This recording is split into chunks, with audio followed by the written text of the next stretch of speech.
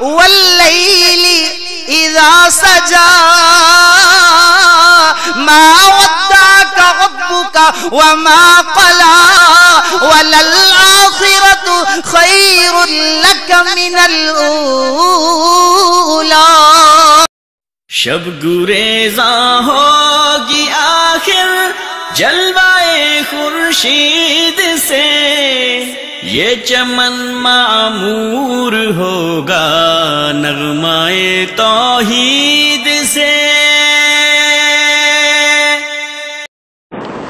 نویں پارے میں سورۃ الاعراف جاری ہے اور سورۃ الاعراف کی 119 آیات پارہ نمبر 9 کے اندر شامل ہے. آیت نمبر 88 سے لے کر آیت نمبر 206 تک. اور اسی طرح سورۃ الانفال بھی نویں پارے میں ہی شروع ہوتی ہے اور سورۃ الانفال کی 40 آیات، پہلی 40 آیات اس کے اندر شامل ہیں. سورۃ الاعراف کے بارے میں نے عرض کیا تھا کہ اس کا جو مرکزی مضمون ہے، اس میں قوموں کی ہلاکت اور قوموں کی تبدیلی کا قانون بیان ہوا ہے کہ جو بھی قومیں توحید کا انکار کرتی ہیں یا رسولوں کی تکذیب کرتی ہیں وہ دنیا سے مٹ جاتی ہیں اور اللہ تعالیٰ ان کی جگہ نئی اقوام لے آتا ہے. اس سلسلے میں 6 اقوام کی تباہی و بربادی کی داستان اللہ تعالیٰ نے سورت کے اندر بیان فرمائی. 4 اقوام کا تذکرہ پچھلے پارے میں ہو چکا اور حضرت شعیب علیہ السلام کی قوم کا تذکرہ جاری تھا 8ویں پارے کے اختتام پر، اور 9ویں پارے کی ابتدا میں بھی شعیب علیہ السلام کی قوم کا تذکرہ جاری ہے. اور ان 4 اقوام کا جن کی تباہی و بربادی کا ذکر ہوا، اس سے پہلے حضرت آدم علیہ السلام کا ذکر بھی اسی صورت کے اندر موجود ہے. حضرت شعیب علیہ السلام کی قوم کے حوالے سے آیت نمبر 88 جو اس پارے کی پہلی آیت ہے، اس میں اللہ تعالیٰ نے یہ فرمایا کہ اس کے جو امراء تھے وہ تکبر میں مبتلا تھے. وَقَالَ الْمَلَأُ الَّذِينَ اسْتَكْبَرُوا مِنْ قَوْمِهِ. حضرت شعیب علیہ السلام کی قوم میں سے انہوں نے جو بھی نصیحتیں فرمائیں، جس کا کل میں نے تذکرہ کیا کہ ناپ تول پورا کیا کرو، راہزنی نہ کیا کرو، اللہ کے راستے سے نہ روکا کرو، اللہ کے دین کی طرف آ جاؤ، ان کی نصیحتوں کے جواب میں عام لوگ نہیں کھڑے ہوئے بلکہ امراء کھڑے ہوئے. طبقہ امراء، ہمیشہ جو مخالفت کرتا ہے دین کی وہ طبقہ امراء ہوتا ہے، اور جو غرباء ہوتے ہیں یعنی با اختیار لوگ ہمیشہ مخالفت کرتے ہیں، اور با اختیار لوگ اگر نیک ہو جائیں تو پورا معاشرہ نیک ہو سکتا ہے. عربی کا مقولہ ہے الناس علی دین ملوکہم. لوگ جو ہیں عوام الناس وہ تو اپنے بادشاہوں کے دین پر ہوتے ہیں، تو جس طرف عمر آ جائیں اسی طرف عام لوگ چل پڑتے ہیں. اور عربی میں یہ بھی کہتے ہیں العوام کالانعام. جو عوام الناس ہوتے ہیں وہ تو چوپایوں کی طرح ہوتے ہیں کہ با اختیار لوگ ان کو جس طرف مرضی ہانک کے لے جائیں، ان کی اپنی کوئی رائے نہیں ہوتی اور وہ اپنے طور پہ کوئی ایسی بات رکھتے نہیں ہیں، ان کے پاس چونکہ اتھارٹی نہیں ہوتی اس لیے. تو قال الملأ الذین استکبروا من قومہ، ایک تو عمراء کا طبقہ تھا. الملأ عمراء کو کہتے ہیں اس لیے کہ ان کے پاس سارے اختیارات ہوتے ہیں، با اختیار طبقہ. دوسری بات یہ فرمائی کہ انہوں نے تکبر کیا. تکبر کیا ہوتا ہے؟ تکبر کی تعریف جو نبی پاک صلی اللہ علیہ وسلم نے بخاری شریف میں بیان فرمائی کہ بطر الحق وغمط الناس، حق کا انکار کرنا اور لوگوں کو حقیر سمجھنا. جس قوم میں یہ رویہ ہوگا یہ تکبر کا رویہ ہے، اور تکبر کا رویہ اگر کسی شخص کے دل میں رائی کے دانے کے برابر بھی تکبر ہوگا تو وہ جنت میں نہیں جا سکتا. اس کے بعد اللہ تعالیٰ نے یعنی اس سے مراد یہ ہے کہ جو حضرت شعیب علیہ السلام کی قوم کے متکبرین اور جو طبقہ عمراء تھا با اختیار لوگ، وہ کھڑے ہو گئے ان کے جواب میں. انہوں نے کہا کہ لن نخرجنک یا شعیب والذین آمنوا معک من قریتنا، چونکہ با اختیار لوگ تھے. انہوں نے کہا ہم تمہیں اپنی بستی سے نکال دیں گے، تم نے کیا یہ تماشا بنایا ہوا ہے؟ یعنی نئی دعوت دیتے ہو اور نئے خدا کا تصور دیتے ہو. اور او لتعودن فی ملتنا، یا تو واپس آ جاؤ ہمارے دین پر، نہیں آتے تو ہم تمہیں نکال دیں. انہوں نے کہہ دیا کہ تم لوگ جھوٹ بکتے ہو، اور اگر ہم واپس آ جائیں گے تو ہمارا کون والی وارث ہوگا؟ ہم کبھی واپس نہیں آئیں گے. جبکہ اللہ نے ہمیں اس جو طاغوت کی پرستش تھی، طاغوت کی بندگی کی جو زندگی تھی، اس سے اللہ تعالیٰ نے ہمیں نکال لیا ہے. من بعد اذ نجانا اللہ منہا، جب اللہ تعالیٰ نے ہمیں جھوٹ کی زندگی سے، باطل کی زندگی سے بچا کے حق کی زندگی عطا فرما دی ہے، تو ہم واپس کیوں آئیں؟ پھر یہ فرما دیا ربنا افتح بیننا وبین قومنا بالحق وانت خیر الفاتحین. حق اور باطل کی، باطل جتنا مرضی تگڑا ہو، کبھی اس حق اور باطل کی صلح نہیں ہو سکتی، مصالحت ممکن نہیں، اس لیے کہ اگر حق اور باطل کی صلح ہو گئی تو اس کا مطلب ہے حق حق نہیں رہے گا۔ حق ہوتا ہی اس وقت تک ہے جب تک وہ باطل کے خلاف ڈٹا رہتا ہے، اور باطل کی اور حق کی صلح ہو جائے۔ اس لیے حضرت شعیب علیہ السلام نے دعا کر دی، ربنا افتح بیننا وبین قومنا بالحق، اللہ جدائی ڈال دے ہماری اور ہمارے درمیان اور قوم کے درمیان۔ ہم نے صلح نہیں کرنی، ہم نے آپس میں ایک ہو کے اور آپس میں مل جل کے اور پیار اور محبت کے ساتھ نہیں رہنا، اس لیے کہ اس پیار اور محبت کی کوئی بنیاد ہی نہیں ہے۔ جس پیار اور محبت میں حق نہ ہو، حق کی بنیاد پیار اور محبت ہوتا ہے، لہذا انہوں نے دعا کر دی، اور اس کا مطلب یہ ہے وَأَنْتَ خَيْرُ الْفَاتِحِينَ، تو ہی صحیح فیصلے کرنے والا ہے، تو ہمارا فیصلہ فرما دے اور ان میں جدائی ڈال۔ فرمایا آیت نمبر 91 کے اندر رجفہ، زلزلہ آ گیا، اللہ اکبر، اللہ تعالیٰ نے زلزلے کا عذاب مسلط کیا اس قوم پر۔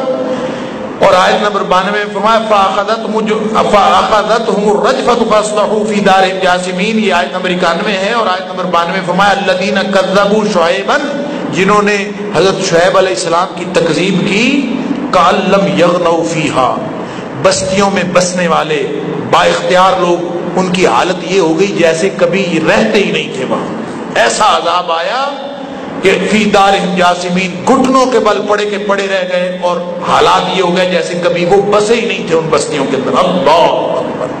فرمایا آیت نمبر 96 کے اندر تقوی اور ایمان مفید ہے تکبر کی بجائے۔ ایک رویہ ہے انبیاء کی دعوت کے نتیجے میں تکبر کا، بطر الحق وغمط الناس، حق کا انکار کر دینا، لوگوں کو حقیر سمجھنا، چھوٹے لوگ ساتھ مل گئے ہیں، یہ فلان مولوی بلوٹے، اور کم تر لوگ، غریب لوگ، ان سے نفرت کا اظہار کرنا، ان کو حقیر سمجھنا، حق کا انکار کرنا، یہ تکبر کر بھائی، ہم اچھے لوگ ہیں، یہ برے لوگ ہیں۔ جیسے دنیا میں جو اہل اللہ ہیں، جو اللہ والے ہیں، وہ ہمیشہ دنیا والوں کی گفتگوؤں کا موضوع رہتے ہیں، اور دنیا والے ہمیشہ ان کے بارے میں گفتگو کر وہ ایسے ہیں، وہ ایسے ہیں۔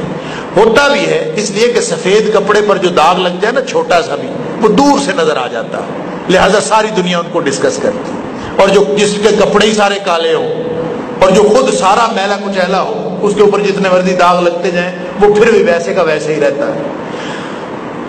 ایک رویہ یہ ہے تکبر کا۔ دوسرا رویہ یہ ہے کہ مان لو، فرمایا وَلَوْ أَنَّ أَهْلَ الْقُرَىٰ آمَنُوا وَاتَّقَوْا، قانون بتایا جا رہا، تکبر کی بجائے ایمان اور تقوی کا رویہ۔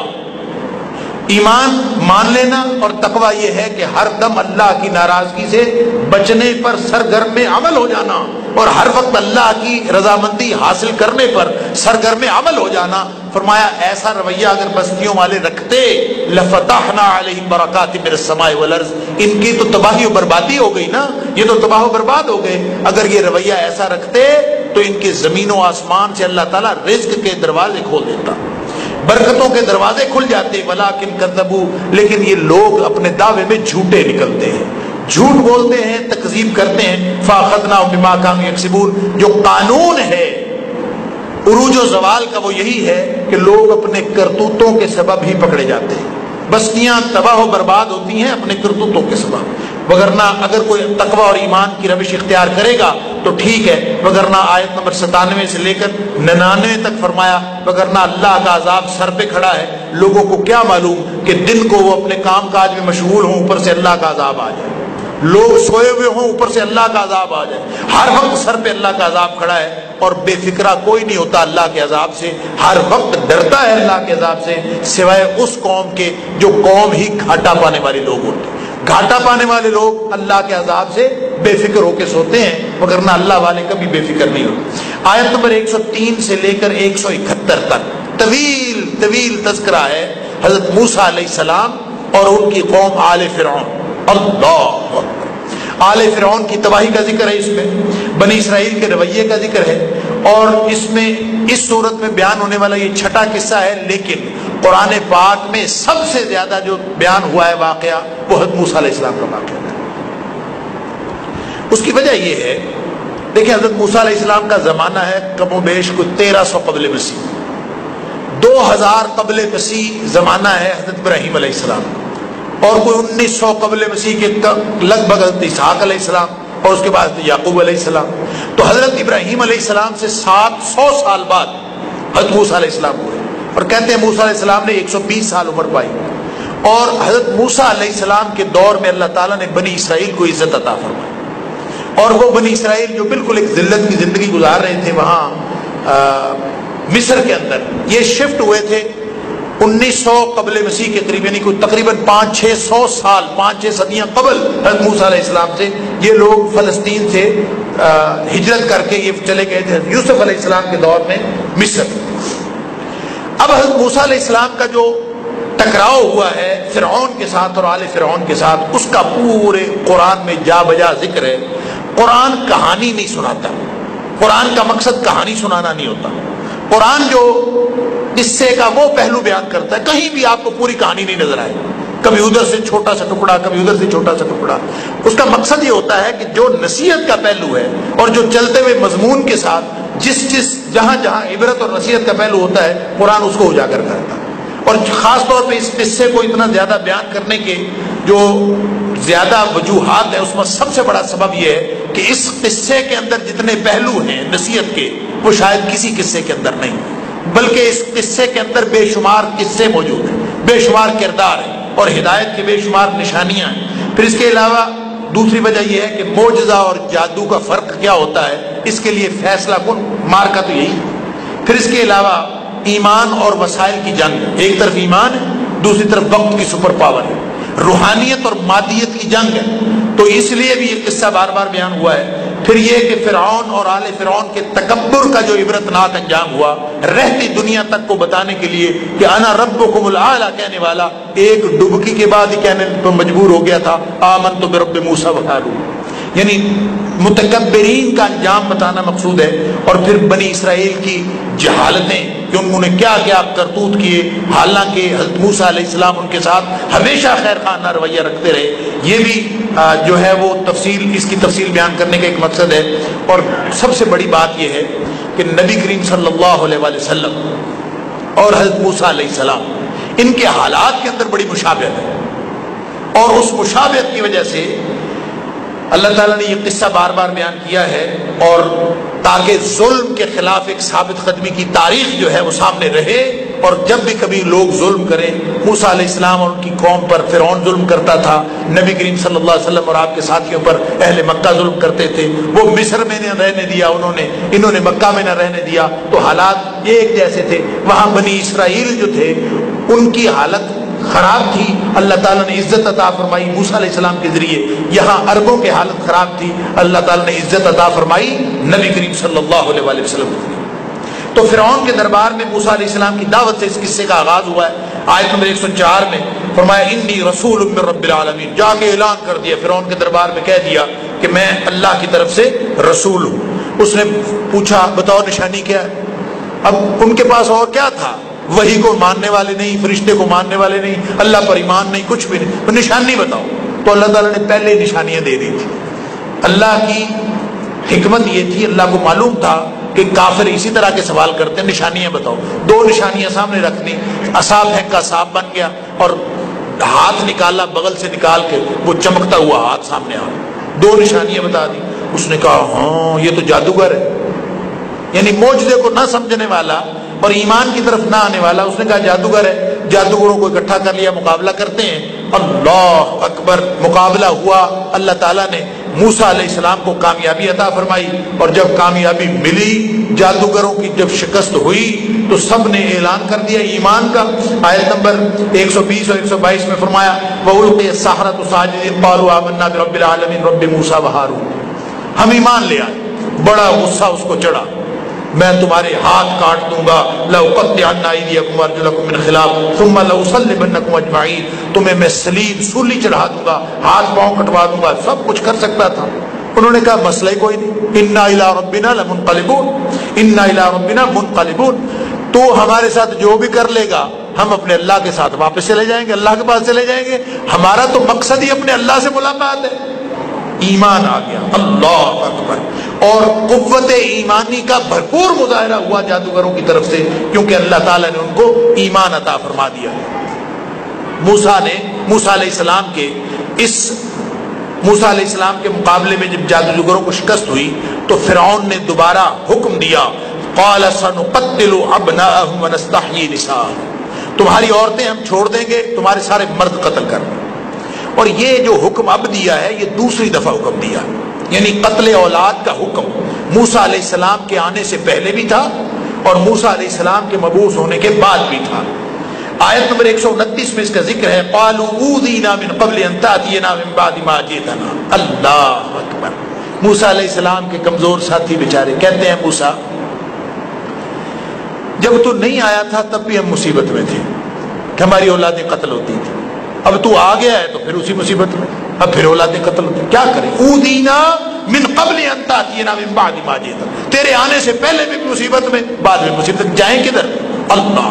موسیٰ علیہ السلام نے فرمایا پریشان ہونے کی ضرورت نہیں، عسیٰ ربکم ان یہلک عدوکم ویستخلفکم فی الارض فینظر کیف تعملون، اللہ کا وعدہ ہے کہ تمہارا دشمن نیست و نابود ہوگا، ایک بات۔ دوسرا وعدہ ہے کہ اللہ تعالیٰ تمہیں حکومت عطا فرمائے، یعنی وہ جو کمزور گرا پسا ہوا طبقہ ان کو بشارت دی جا رہی ہے، اللہ تعالیٰ حکومت عطا فرمائے گا، تم کام کرو دو، استعینوا باللہ واصبروا، صبر کیا کرو، ڈٹے رہو، شکر کرو۔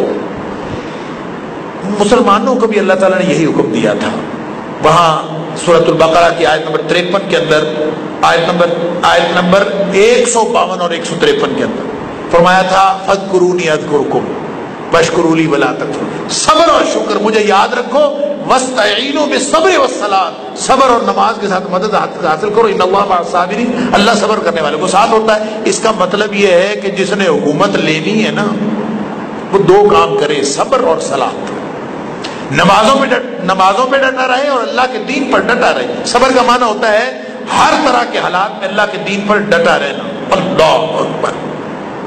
مسلمانوں کو بھی یہی حکم تھا۔ اس کے بعد اللہ تعالیٰ نے آل فرعون کے اوپر نشانیاں مختلف بھیجنا شروع کر دی، یعنی ان کے اوپر کبھی قحط سالی آ گئی، کبھی ان کے اوپر جو ہے وہ ٹڈیوں کا عذاب بھیج دیا، کبھی ان کے اوپر جوئیں آ گئی، کبھی مینڈک آ گئے، کبھی خون آ گیا، مختلف طرح کے عذاب میں اللہ تعالیٰ نے ان کو نشانیاں دکھانا شروع کر دی۔ لیکن وہ ایسے بدبخت تھے کہ جب کبھی ان کے اوپر مصیبت آتی، یطیروا بموسیٰ ومن معہ، وہ کہتے ہیں یہ موسیٰ علیہ السلام اور ان کے ساتھیوں کی نحوست ہے، یعنی عذاب آتا کہ شاید لعلہم یرجعون، عذاب تو اسی طرح آتا ہے، وَلَنُذِيقَنَّهُم مِّنَ الْعَذَابِ الْأَدْنَىٰ دُونَ الْعَذَابِ الْأَكْبَرِ لَعَلَّهُمْ يَرْجِعُونَ۔ اللہ کا قانون یہ ہے کہ اللہ تعالیٰ بڑا عذاب بھیجنے سے پہلے چھوٹی چھوٹی سزائیں دیتا ہے، لعلہم یرجعون، شاید یہ واپس آ جائیں۔ لیکن وہ بدبخت ایسے کہتے تھے نحوست ہے موسیٰ علیہ السلام، جب کبھی ان کے اوپر آتی اور کوئی بھی پریشانی آتی بلکہ تکبر کرتے، فرمایا فاستکبروا وکانوا قوما مجرمین، تھے ہی مجرمانہ ذہنیت کے لوگ اور ہمیشہ تکبر ہی کرتے تھے، حق کو مانتے نہیں، ٹھکراتے تھے، اور جب کبھی مصیبت آتی پھر آ کے موسیٰ علیہ السلام سے کہتے دعا کرو ذرا یہ عذاب ٹل جائے ہم پھر مان جائیں گے۔ آیت نمبر 134 کے اندر اور 135 میں اللہ تعالیٰ نے فرمایا دعا کرواتے تھے موسیٰ علیہ السلام سے ہر دفعہ آ کے، اور جب عذاب ٹل جاتا تھا پھر شرک کا شرک، اللہ اکبر، وعدہ توڑ دیتے تھے، اذا ہم ینکثون، پھر وعدہ توڑ دیتے تھے۔ بالآخر اللہ تعالیٰ فرماتا ہے 136 نمبر آیت میں، سمندر میں غرق ہوئے تو ان کو چین آیا، بڑا عذاب، چھوٹے چھوٹے عذاب آ رہے تھے، بچ جائیں، نہیں بچے تو بالآخر سمندر میں غرق ہو۔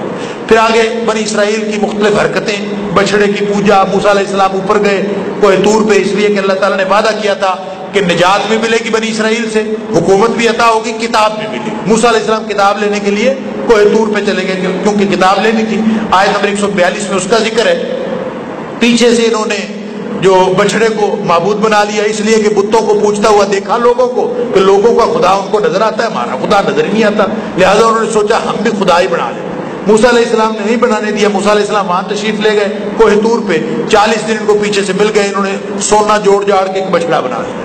حضرت ہارون ان کو روکتے رہے لیکن نہیں روکے، موسیٰ علیہ السلام اوپر گئے، رب سے بات ہوئی، اللہ اکبر، وَكَلَّمَهُ رَبُّهُ، اللہ تعالیٰ نے کلام کیا تو بس دیدار الہی کی تمنا شوق بن کر زبان پر آ گئی، اللہ اپنا دیدار بھی کروا دے۔ یعنی بات میں وہ لذت آئی، اللہ کے ساتھ کلام کرنے میں وہ لذت آئی کہ کہہ دیا کہ اللہ قال رب ارنی انظر الیک، اللہ اتنا سواد کلام کا ہے، دیکھنے کا مزہ کیا ہوگا، تو اللہ تو مجھے اپنا آپ دکھائی دے۔ میں تجھے دیکھنا چاہتا ہوں. قال لن ترانی, کہا نہیں دیکھ سکتا, ولكن انظر الى الجبل فإن استقر مكانه فسوف ترانی, تو ایسے کر کہ پہاڑ کو دیکھ, اگر پہاڑ پہ میں جلوہ ڈالتا ہوں یہ اپنی جگہ پر قائم رہ گیا نا تو پھر تو مجھے دیکھ لے گا, اگر پہاڑ اپنی جگہ پر قائم نہ رہا تو کیسے دیکھ سکتا. اللہ اکبر. اور فلما تجلی ربہ للجبل, اللہ تعالیٰ نے پہاڑ پر تجلی ڈالی, جعلہ دکا وخر موسیٰ صائقا. اللہ, پہاڑ ریزہ ریزہ ہو گیا, موسیٰ علیہ السلام بے ہوش ہو کے گر پڑے. سبحان اللہ. فلما افاق قال سبحانک تبت الیک وانا اول المؤمنین. اللہ دیکھنا نہیں ہے, ایمان ویسے ہی کامل ہے, دیکھے بغیر ایمان کامل ہے. لا تدرکہ الابصار وہو یدرک الابصار. اللہ تعالیٰ نے قرآن میں فرمایا اللہ کو آنکھیں نہیں دیکھ سکتی, وہ دیکھ سکتا. دنیا میں کوئی شخص اللہ کو دیکھ نہیں سکتا, یہ معنی ہے لا تدرک الابصار. نبی پاک صلی اللہ علیہ وسلم سے کسی نے پوچھا تھا, اما عائشہ صدیقہ رضی اللہ تعالیٰ فرماتی آپ نے اللہ کو دیکھا؟ نبی پاک صلی اللہ علیہ وسلم فرمایا نور انا راہ, وہ تو نور ہے, اس کو میں کیسے دیکھ سکتا ہوں, یعنی اللہ کو نہیں دیکھا جا سکتا. یہ تو قیامت کے دن اللہ تعالیٰ ہماری آنکھوں میں وہ صلاحیت پیدا کرے گا کہ اللہ تعالیٰ اپنا دیدار کروائے گا. دنیا میں کوئی نہیں دیکھ سکتا, نہ کسی نے دیدار کیا, اور موسیٰ علیہ السلام بھی نہ دیکھ سکے. اور جو معتزلہ نے اعتراض کیا ہے رؤیت باری تعالیٰ پر, وہ کہتے ہیں اللہ کو دیکھا جانا ممکن ہی نہیں ہے, انہوں نے اس آیت سے استدلال کیا ہے کہ اللہ کو دیکھا جانا ممکن نہیں. ان کا جواب اشاعرہ نے دیا تو انہوں نے بھی اسی آیت سے جواب دیا. انہوں نے کہا کہ اللہ نے کہا لن ترانی, تو مجھے نہیں دیکھ سکتا. معتزلہ کا اعتراض یہ تھا کہ اس کا مطلب اللہ کو دیکھا نہیں جا سکتا.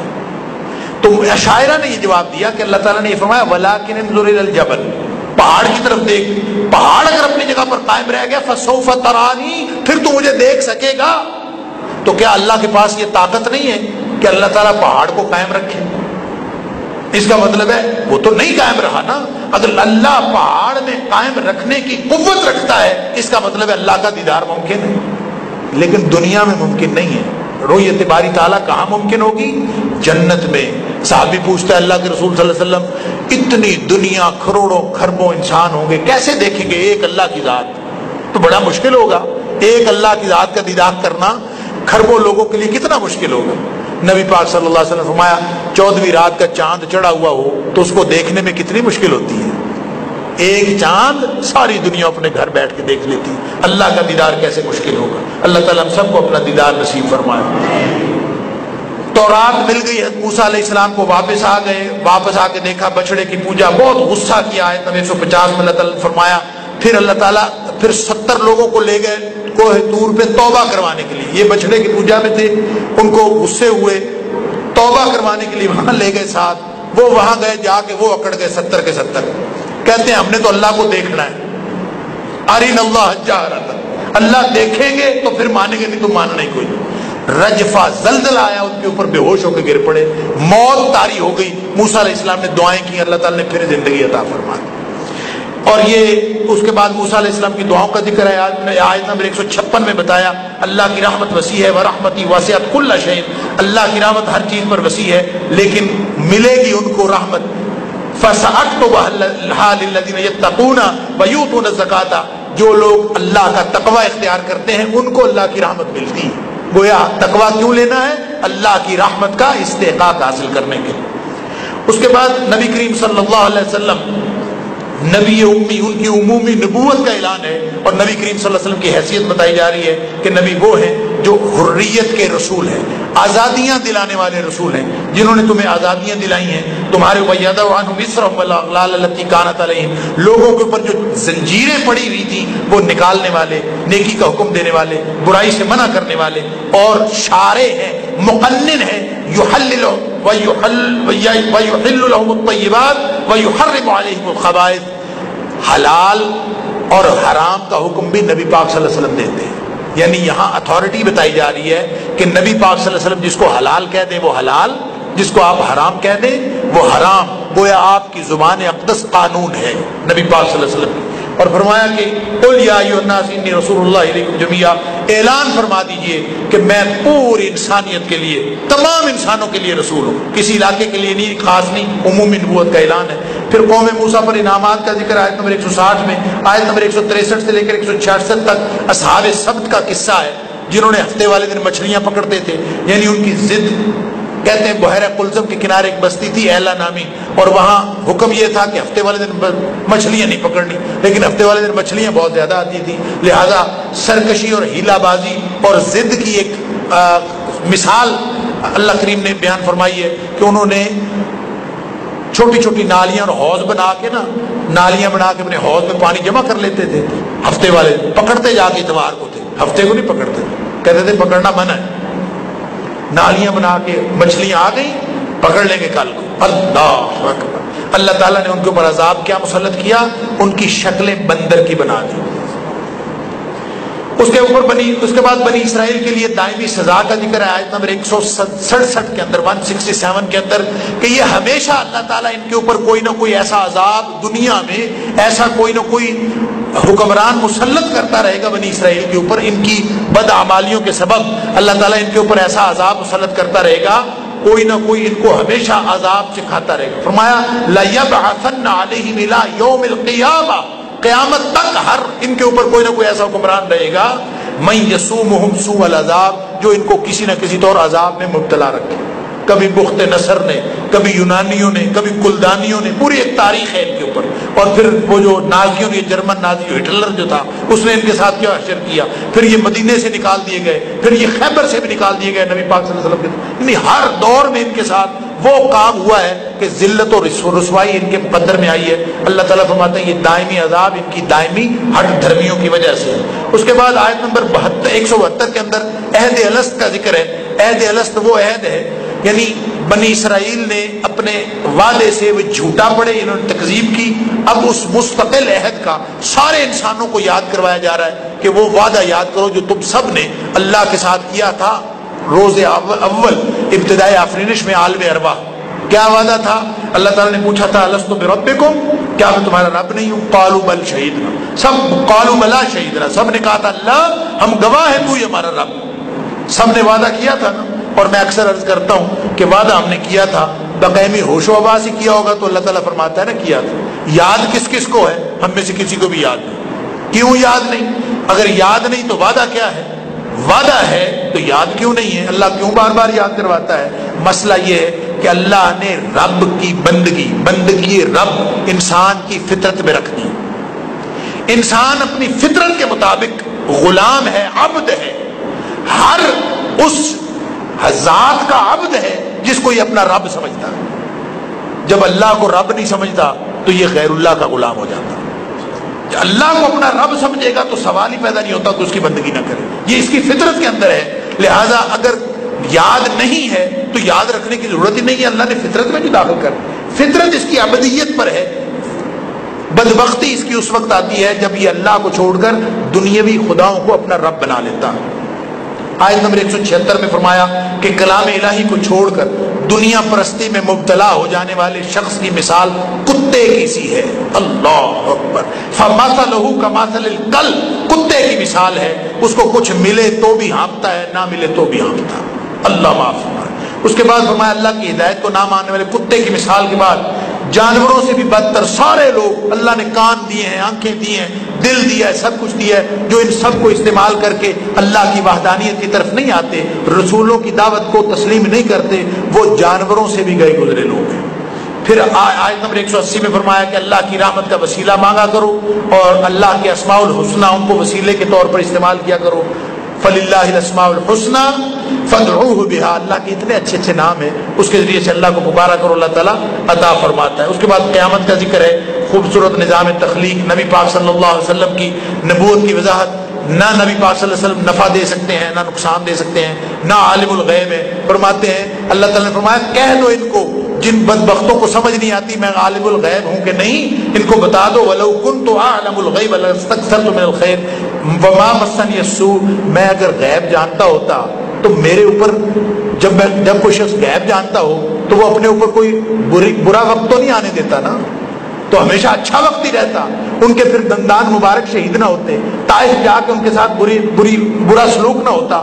جہاں جہاں جو کچھ ہوا ہے اور نبی کریم صلی اللہ علیہ وسلم جتنے بھی معاملات خراب ہوئے ہیں فرمایا میں اگر غیب جانتا ہوتا تو میں ہمیشہ اچھائی کو حاصل کرتا، میں برائی کی طرف نہیں جاتا. اللہ اکبر. پھر منکرین نبوت سے اعراض اختیار کرنے کی تعلیم دی گئی ہے کہ جو شخص نبی کریم صلی اللہ علیہ وسلم کا انکار کرے ان سب لوگوں کو چھوڑ دیا کرو، اور ایسے تمام لوگوں کو چھوڑ دو جو نبوت کو تسلیم نہیں کرتے. اور سورت کے اختتام پر اللہ تعالیٰ نے قرآن کی عظمت کی بات کی ہے کہ یہ وہ قرآن ہے جب اس کا قرآن کی تلاوت کی جا رہی ہو تو خاموشی سے سنو، فاستمعوا لہ، کان لگا کے پوری طرح، وانصتوا لعلکم ترحمون. اس کا مطلب یہ ہے کہ جس شخص کو قرآن سمجھ میں آتا ہے نہیں آتا، کچھ بھی نہیں پتہ چلتا، صرف وہ یہ کام کر لینا، فاستمعوا لہ وانصتوا، چپ چاپ خاموش کھڑا رہے، خاموش بیٹھا رہے اور پورے کان لگا کے قرآن کو سنتا رہے. قرآن کا وعدہ ہے لعلکم ترحمون، اللہ کی رحمت اس پر بھی نازل ہو. نماز پڑھی جا رہی ہوتی ہے، باہر تماشا لگا ہوتا ہے، انا للہ و انا الیہ راجعون، ہلکے بنے گپ شپ لگا رہے ہو تو قرآن پڑھا جا رہا ہے، گپے چل رہے ہیں، کوئی موبائل پہ لگا ہوا ہے، کوئی ادھر بچے کھیل رہے ہیں، کوئی پوچھنے والا نہیں. انا للہ و انا الیہ. کئی دفعہ میں نے کہا ہے کسی کو خیال نہیں آتا، اگر قرآن خاموشی سے سننے سے اللہ کی رحمت ہوتی ہے تو قرآن کی بے ادبی سے لعنت نہیں ہوتی. اللہ تعالیٰ ہمیں معاف فرمائے. سورہ انفال ہے اور سورہ انفال کا مرکزی موضوع یہ ہے، یہ اصل میں غزوہ بدر پر تبصرہ. اس کی صرف 40 آیات یہاں پہ موجود ہیں اس پارے کے اندر. یہ غزوہ بدر پر تبصرہ ہے اور اس میں جہاد کا فلسفہ، اس کے آداب، ترغیب اور فضائل بیان کی گئے ہیں. جنگ اور امن کے، صلح اور جنگ کے احکام بھی بیان ہوئے ہیں، اور اس میں اللہ تعالیٰ نے وہ ساری نعمتیں اور صفات بیان فرمائی ہیں جن کی وجہ سے اللہ تعالیٰ نے بدر میں کامیابی عطا فرمائی. وہ خامیاں بھی بتائی ہیں جو خامیاں ابھی تمہارے اندر موجود ہیں. ان انعامات کا ذکر ہے جو اللہ تعالیٰ نے بدر کے سلسلے میں کیے. لیکن ایک بات ذہن میں رہنی چاہیے، ہم سب غزوہ بدر کے بارے میں سیرت کی کتابوں میں پڑھ کے یہ سمجھتے ہیں کہ نبی کریم صلی اللہ علیہ وسلم نکلے تھے ابو سفیان کا قافلہ پکڑنے کے لیے جو تجارتی مال لے کے آ رہا تھا شام سے. ساری سیرت کی کتابوں میں تقریباً کم و بیش یہی لکھا. اس قافلے کو پکڑنے کے لیے نکلے تھے، وہ قافلہ بچ کے نکل گیا، ادھر سے ابو جہل کا قافلہ آ گیا تو جنگ لڑنی پڑ گئی. اللہ اکبر. قرآن کا یہ فرمان جو آیت نمبر 7 کے اندر ہے یہ اس سب کی تردید کر دیتا اور ایک ایسا نقطہ نظر دیتا ہے ہمیں، وَإِذْ يَعِدُكُمُ اللَّهُ إِحْدَى الطَّائِفَتَيْنِ أَنَّهَا لَكُمْ.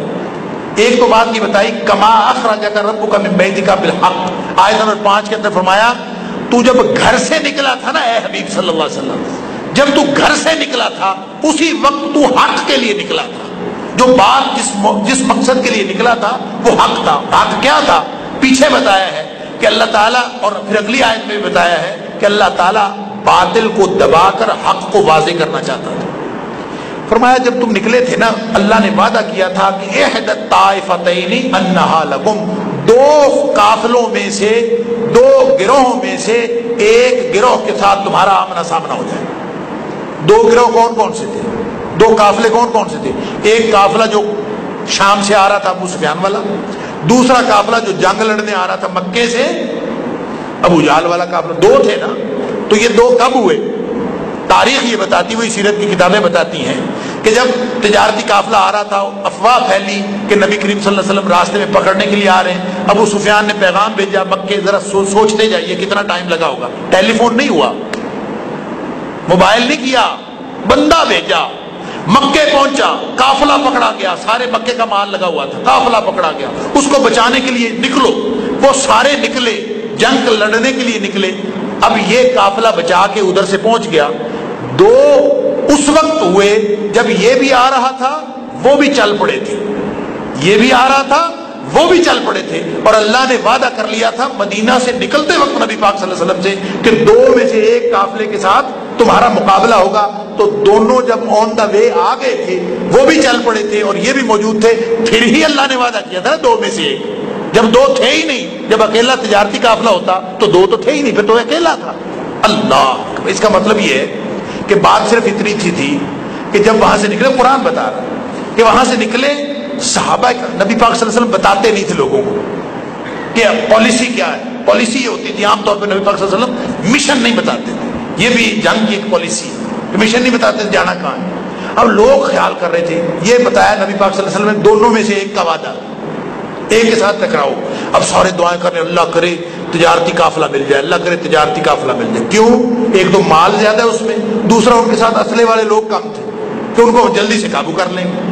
تو سوکھے کام کی ہر بندہ دعا کرتا ہے. سارے صحابہ کہہ رہے تھے کہ اللہ کرے وہ مل جائے.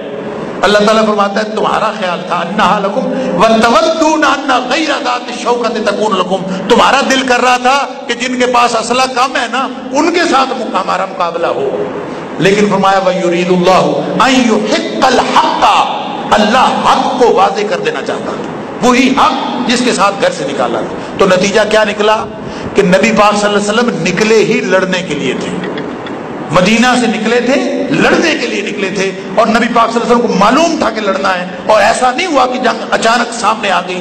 نبی صاحب مدینے سے جب نکل رہے تھے آپ کو معلوم تھا, صحابہ کو نہیں معلوم تھا کہ پتہ نہیں کیا ہونے والا ہے, لڑائی بھی ہو سکتی ہے, دوسرا بھی ہو سکتا ہے. بعد میں پتہ چلا کہ وہ قافلہ چلا گیا. بہرحال یہ تفصیلات اس کے اندر موجود ہیں. اللہ تعالی ہم سب کو قرآن سمجھنے اور عمل کرنے کی توفیق عطا فرمائے. آخر میں دو باتیں جو اس میں ضروری ہیں. ایک تو نبی پاک صلی اللہ علیہ وسلم کو اللہ تعالیٰ نے احمقانہ سا مطالبہ کیا تھا. مشرکین مکہ کافر یہ مطالبہ کیا کرتے تھے کہ اگر یہ نبی کریم صلی اللہ علیہ وسلم سچے ہیں, دیکھیں نا نبیوں کی تکذیب یہ ہمیشہ رہی ہے. تو کہتے تھے اگر یہ نبی سچا ہے نا تو اللہ ہمارے اوپر پتھروں کی بارش کر دے. اللہ ایسی دعا کرتے تھے. اللہ تعالیٰ فرماتا ہے کہ یہ بارش پتھروں کی ہو جاتی. دو وجوہات ہیں جس کی وجہ سے پتھروں کی بارش نہیں ہوتی, عذاب نہیں آتا, لوگوں کے کرتوتوں کے باوجود عذاب نہیں آتا. اس کے دو اسباب ہیں, یعنی دو امان دیے اللہ نے. ایک امان تو یہ دی ہے, فرمایا وما کان اللہ لیعذبہم وانت فیہم, اے نبی کریم صلی اللہ علیہ وسلم جس معاشرے میں آپ موجود ہوں اس معاشرے پر اللہ عذاب نازل نہیں کرتا. نبی کریم صلی اللہ علیہ وسلم موجود. دوسری آپ نے فرمایا وما کان اللہ معذبہم وہم یستغفرون, لوگ اگر اللہ سے معافی مانگتے رہے ہو نا, زبان پر اللہم اغفر لی اللہم اغفر لی کا ورد جاری ہو, تو جتنے مرضی گناہگار ہوں اللہ عذاب نازل نہیں کرتا, معافیاں مانگ رہے ہوں. اب نبی کریم صلی اللہ علیہ وسلم کی ذات اقدس اس دنیا سے تشریف لے گئے. اب یہ جو نبی کریم صلی اللہ علیہ وسلم کی موجودگی, اس کا فائدہ کیسے اٹھایا جا سکتا ہے؟ اس کا فائدہ اٹھایا جا سکتا ہے نبی کریم صلی اللہ علیہ وسلم کی سنتوں پر عمل کر کے. جو شخص نبی کریم صلی اللہ علیہ وسلم کی سنتوں پر عمل کرے گا, فرمایا تھا نا کہ اسلام اجنبی ہے, نبی پاک صلی اللہ علیہ وسلم فرمایا اسلام اجنبی ہے, ایک دفعہ پھر اجنبی ہو جائے گا قرب قیامت. اور فرمایا ایسے اجنبیوں کے لیے طوبی للغرباء, ایسے اجنبیوں کے لیے جو معاشرے میں فٹ نہیں ہوتے ان کے لیے خوشخبری ہے. صحابی پوچھتا ہے من الغرباء یا رسول اللہ صلی اللہ علیہ وسلم, اللہ اکبر. فرمایا وہ ہیں غرباء, وہ ہیں اجنبی لوگ الذین یحیون سنتی, جو میرے طریقے کو زندہ رکھتے ہیں, میرے طریقے کو زندہ رکھتے ہیں. وَيُعَلِّمُونَهَا عِبَادَ اللَّهِ, ساری دنیا کو بتاتے ہیں کہ نبی کا طریقہ یہ ہے. اس کا مطلب ہے نبی کے طریقے کو زندہ رکھنا بھی اللہ کے عذاب میں رکاوٹ ہے, اور استغفار بھی رکاوٹ ہے. اللہ تعالیٰ مجھے اور آپ کو توفیق عطا فرمائے. وآخر دعوانا الحمدللہ رب العالمین.